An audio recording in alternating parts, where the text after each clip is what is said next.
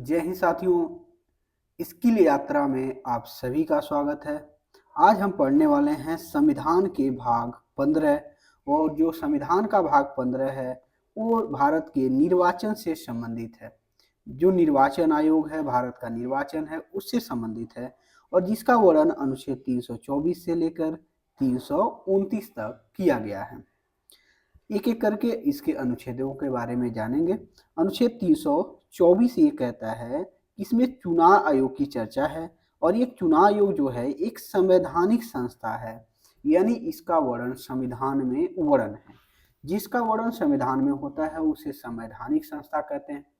और जो संविधान यानी नियम कानून के अनुरूप नहीं होता है, संविधान में वर्णन नहीं है, उसको गैर संवैधानिक कहते हैं। भारत में निर्वाचन आयोग का जो गठन किया गया 25 जनवरी 1950 को इसका आयोग का गठन किया गया। इसीलिए 25 जनवरी को राष्ट्रीय मतदाता दिवस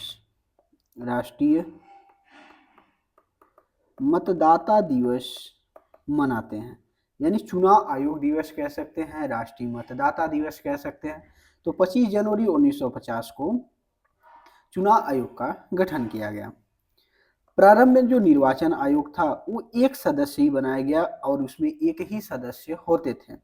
लेकिन तारकुंडे समिति, या कभी कभी लिखता है तारकुंडे, कंफ्यूजन नहीं होना, तारकुंडे या तारकुंडे समिति के सिफारिश पर जब संविधान में 61वें नंबर का संविधान संशोधन हुआ तो उस संविधान संशोधन 1989 के इसके तहत चुनाव आयोग को 3 सदस्यीय बना दिया गया।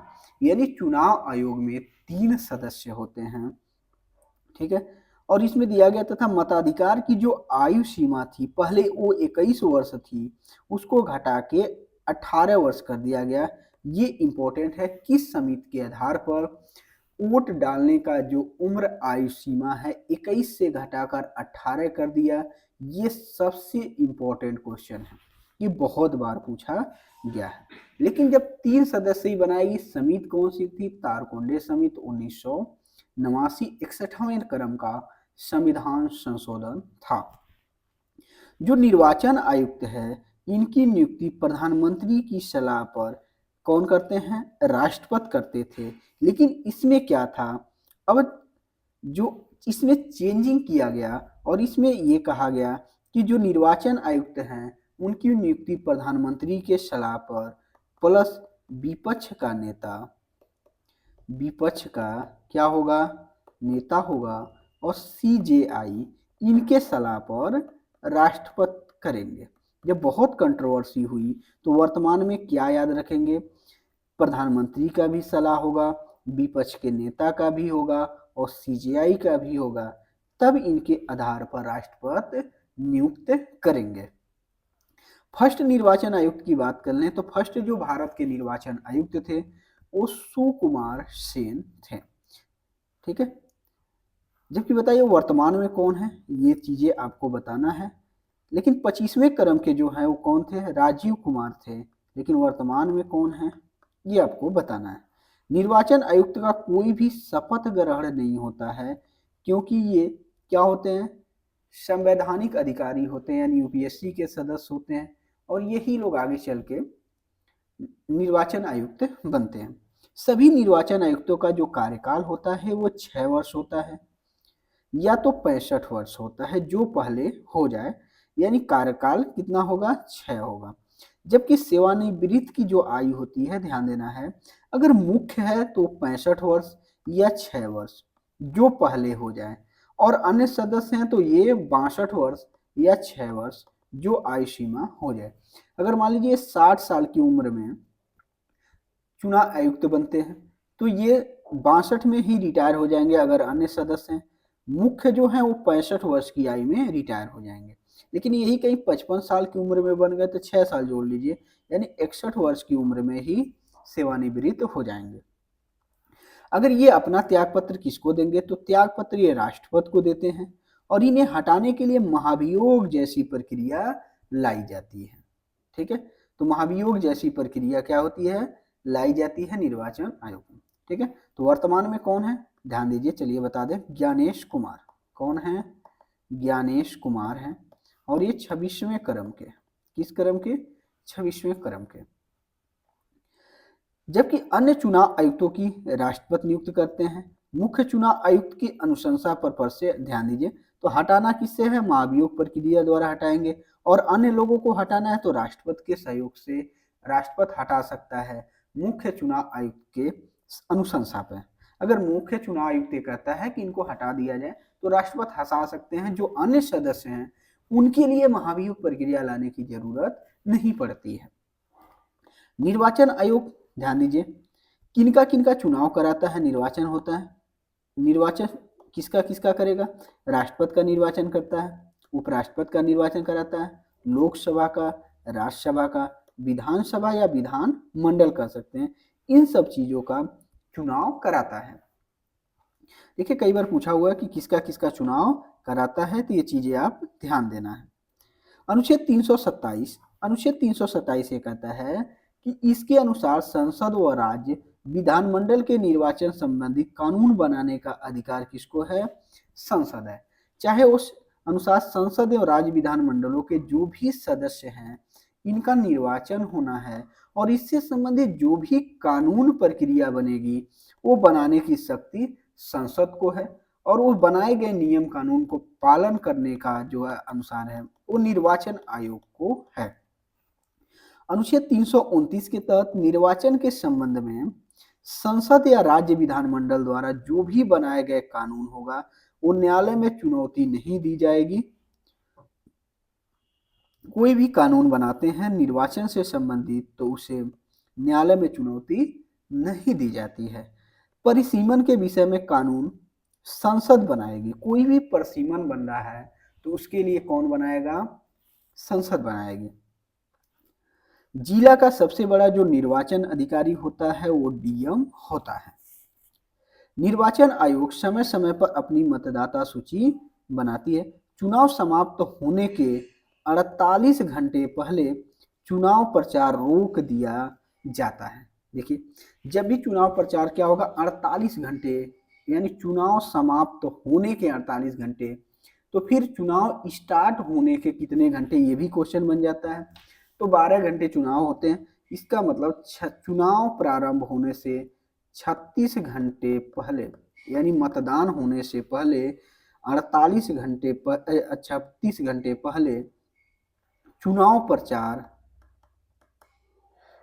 का जो प्रचार है रोक लगा दिया जाता है। या तो समाप्त होने के 48 घंटे पहले या प्रारंभ होने के 36 घंटे पहले।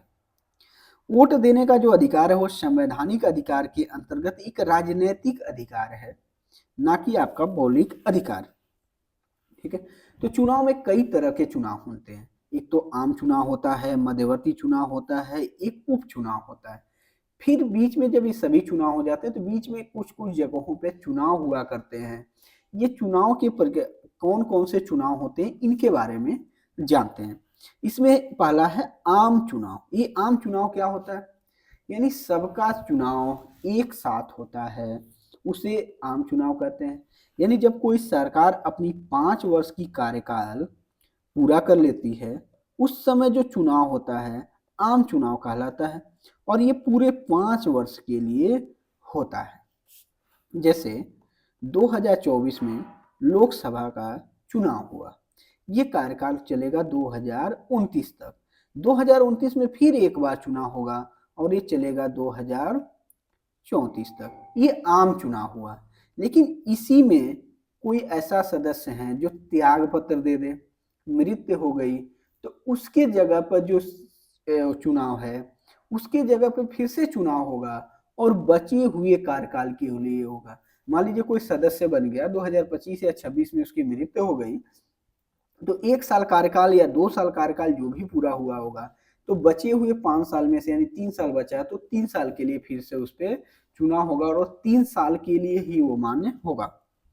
मध्यवर्ती चुनाव क्या होता है? जब कोई सरकार अपनी 5 वर्ष की कार्यकाल पूरा नहीं कर पाती है तो उसके स्थान पे कराया जाने वाला चुनाव मध्यवर्ती चुनाव कहलाता है और ये पूरे 5 वर्ष के लिए होती है। जैसे मान लीजिए कहीं गठबंधन की सरकार है, गठबंधन की क्या है? सरकार है।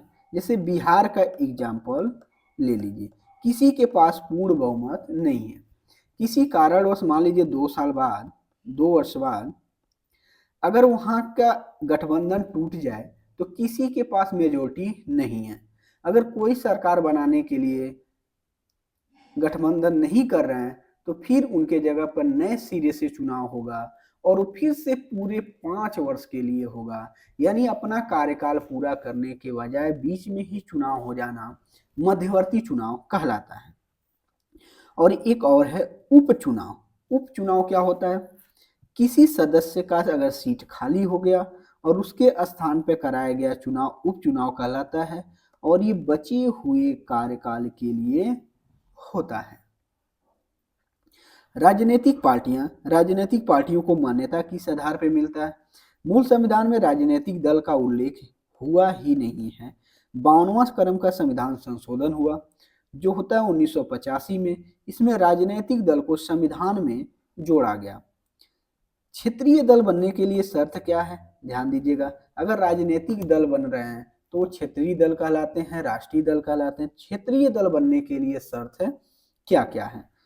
पहला शर्त है क्या कि उस राज्य की विधानसभा में चुनाव में कम से कम 2 सीट जीत जाए। कितना सीट जीतना है? कम से कम 2 सीट, या उस राज्य के विधानसभा चुनाव में कम से कम 3% सीट जीत जाए। जब बड़ा विधानसभा है उसमें सीटों की संख्या ज्यादा है तो उसका 3% जीतना है, और जो मिनिमम विधानसभा वाले क्षेत्र हैं उसमें कम से कम 2 सीटें जीतना है। यानी जिसके पास विधानसभा की सीटें कम है उसमें 2, और जिसके पास ज्यादा है उसका कम से कम 3%, या उस राज्य में डाले गए वोट का 8% वोट पा जाए। भले ही एक भी सीट न जीते लेकिन कुल वोट का 8% पाए, तभी यानी उसे क्षेत्रीय दल का दल बनने की मान्यता मिल जाएगी। ठीक है, या तो राज्य में लोकसभा में आम चुनाव में 6% वोट पा जाए, या तो उस विधानसभा के 8% वोट पा जाए। राष्ट्रीय पार्टी बनने के लिए शर्त क्या है? एक ही राज्य में लोकसभा की 11 सीटें जीत जाए, या एक ही राज्य में लोकसभा की 2% सीट जीत जाए। अगर 3 अलग अलग राज्यों में भी 4 सीट जीत जाता है तभी उसे राष्ट्रीय पार्टी की दर्जा मिल जाएगी। इनमें से कोई शर्त पूरा करने पर राष्ट्रीय दल घोषित कर दिया जाएगा। राष्ट्रीय दल क्या है? स्थानीय चुनाव चिन्ह इसको मिल जाता है, सरकारी आवास मिल जाता है, सुरक्षा दे दी जाती है। किसी भी दल के पार्टी को चुनाव चिन्ह देना, क्षेत्रीय दल या राष्ट्रीय दल घोषित करना, ये किसका काम है? निर्वाचन आयोग का काम है।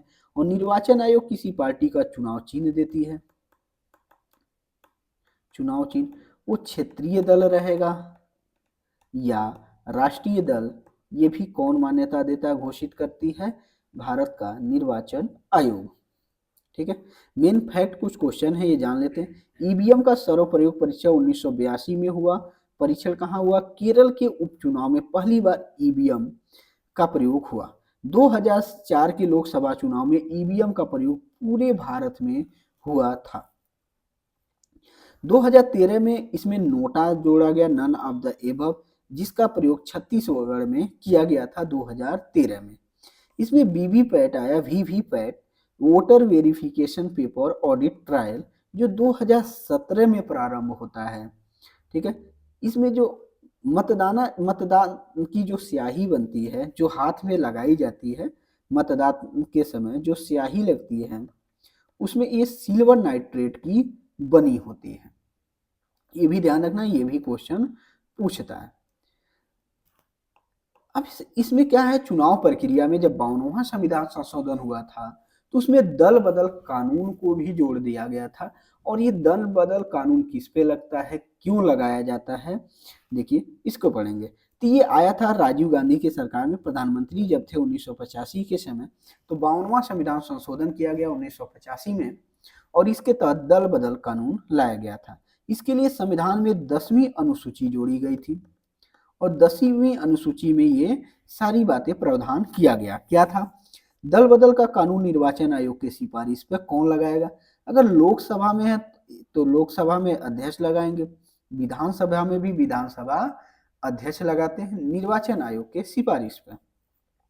राज्यसभा की बात करें सभापति लगाते हैं। दल बदल लगता क्यों है? अगर दल बदल लग गया तो उस सदस्य की सदस्यता रद्द हो जाती है, वो यानी वो सदस्य नहीं रह जाता। लेकिन किन किन परिस्थितियों में इस पे दल बदल लगाया जा सकता है? यदि कोई अपनी पार्टी को बदलकर दूसरी पार्टी ज्वाइन कर ले, अगर जिस पार्टी से वो चुनाव लड़ा है वो पार्टी छोड़कर दूसरी पार्टी ज्वाइन कर ले, तो पार्टी निर्वाचन आयोग से कहने के बाद उस पर दल बदल लगाया जा सकता है। यदि पार्टी की सदस्यता त्याग कर दूसरी पार्टी ज्वाइन कर ले तभी दल बदल लग जाएगा। यदि कोई निर्दलीय उम्मीदवार है और किसी पार्टी का सदस्य बन जाए तब भी उस पर दल बदल लग जाता है। यदि पार्टी के दिशा निर्देश के विपरीत अगर मतदान करे तब भी ये क्या हो सकता है, इस पे दल बदल लग सकता है। यदि मतदान के समय वह अनुपस्थित रहे और उसे 15 दिन के भीतर पार्टी के अध्यक्ष माफ न करे तभी इस पे दल बदल लगाया जा सकता है। दल बदल न लगने की स्थिति क्या होगी? यदि पार्टी का गठबंधन हो जाए तब ये दल बदल नहीं लगता है। यदि पार्टी उस सदस्य को निकाल दे और वो तब जाके दूसरी पार्टी ज्वाइन कर ले तब भी वो दल बदल नहीं लगता है। यदि उस पार्टी के 2/3 ही सदस्य पार्टी छोड़ के निकल जाए, यानी जितने सदस्य जीते हैं उस पार्टी में उसके 2/3 सदस्य निकल जाएं तब भी दल बदल नहीं लगेगा। या दो से अधिक पार्टियों का आपस में विलय हो जाए तब भी दल बदल नहीं लगता है। राष्ट्रपति व उपराष्ट्रपति के चुनाव में विपरीत मतदान करने पर भी दल बदल नहीं लगता है। और दल बदल केवल जीते हुए प्रत्याशियों पर लगता है, न कि हारे हुए में। किस पे नहीं लगता? और लोकसभा अध्यक्ष, लोकसभा जो अध्यक्ष होता है वो सदस्य होता है, पर अध्यक्ष होने के नाते वो विपरीत मतदान कर सकता है, इस पे नहीं लगेगा।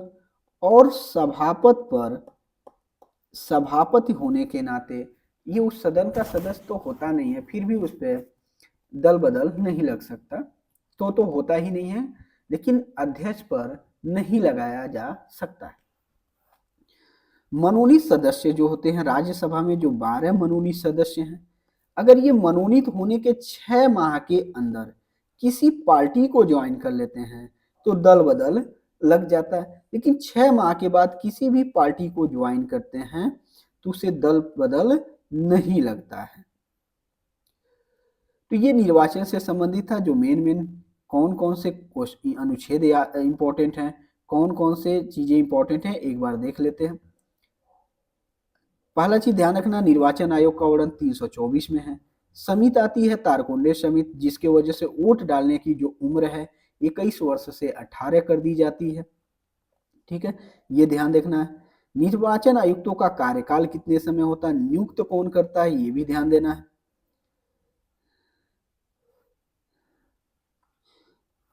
और अगला क्या है कि इस पे ध्यान देना है, मेन इंपॉर्टेंट क्या है कि दल बदल लगने के लिए शर्त क्या है, दल बदल सदस्य किन पे लगता है, क्षेत्रीय दल के लिए क्या शर्त है, राष्ट्रीय दल के लिए क्या शर्त है। इन पहलुओं से क्वेश्चन ज्यादा आते हैं, इन टॉपिक से ज्यादा आते हैं। मिलते हैं अगले वीडियो में। जय हिंद।